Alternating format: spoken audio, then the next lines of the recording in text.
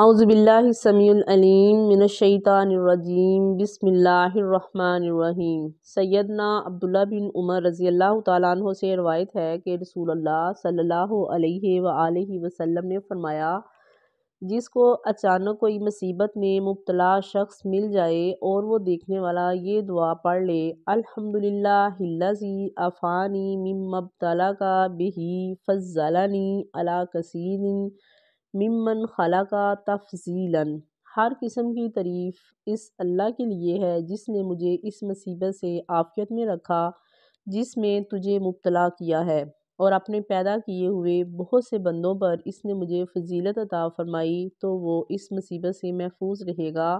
خواہ کوئی سی بھی مصیبت ہو۔ اسے سنن ابن ماجہ میں بیان کیا ہے۔ اب دیکھیے کہ کتنی خوبصورت حدیث ہے کہ اگر کوئی مصیبت آتی ہے تو وہ اللہ کی جانب سے آتی ہے،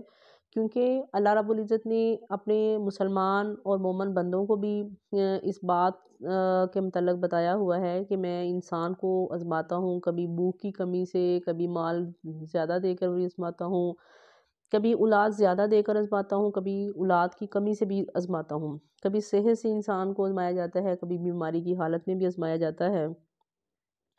تو آپ صلی اللہ علیہ وسلم نے کیا فرمایا ہے کہ جب آپ نے کسی بھی انسان کو مصیبت میں دیکھنا ہے تو بھی اللہ کا شکر یہ ادا کرنا ہے کہ اللہ تعالیٰ تو نے اس انسان کو تو اس میں مبتلا کیا ہوا ہے، لیکن میں تیرا بہت شکر ادا کرتا ہوں کہ تو نے مجھے اس مصیبت سے بچا کے رکھا ہوا ہے۔ لیکن بہت سارے لوگوں کے میں نے نظریات دیکھے ہیں، وہ اگر کسی بہت زیادہ کوئی انسان بیمار ہے، ایک طویل عرصے سے وہ بیمار ہے،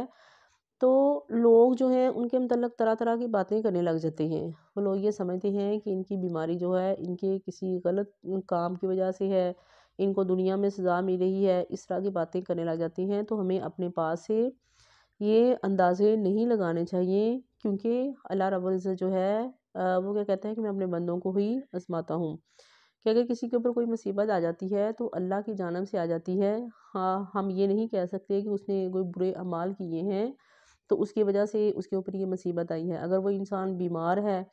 تو اس لیے بیمار ہوا ہے کہ اس نے کوئی غلط کیا ہے تو اس لیے اس کے اوپر یہ مصیبت آئی ہے، یہ سب کچھ اللہ کی طرف سے ہے۔ اگر اللہ تعالیٰ نے آپ کے اوپر وہ مصیبت نہیں ڈالی، وہ بیماری نہیں ڈالی ہے، تو پھر آپ کو کیا چاہیے کہ آپ اللہ کا شکر ادا کریں۔ اللہ کے نبی نے فرمایا کہ جو انسان کسی مصیبت زدہ کو دیکھ کر یہ دعا پڑھتا ہے تو کیا ہوگا کہ پھر اللہ تعالیٰ اس کو بھی اس مصیبت سے ہمیشہ محفوظ رکھے گا، خواہ کوئی بھی مصیبت ہو وہ اس میں مبتلا نہیں ہوگا۔ لیکن اپنی زبانوں کو جو ہے کنٹرول میں بھی رکھنا چاہیے، ہمیں اپنے پاس سے اندازے نہیں لگانا چاہیے، دوسروں کے متعلق جو ہے غلط بیانی نہیں کرنی چاہیے۔ انسان اور بندے کا معاملہ جو ہے اللہ اور اس کے بندے کا ان دونوں کے درمیان میں ہے۔ اللہ تعالیٰ کسی بھی انسان سے کیا چاہتا ہے، وہ کیوں اس کو آزماتا ہے، یہ اللہ کو بہتر پتہ ہے۔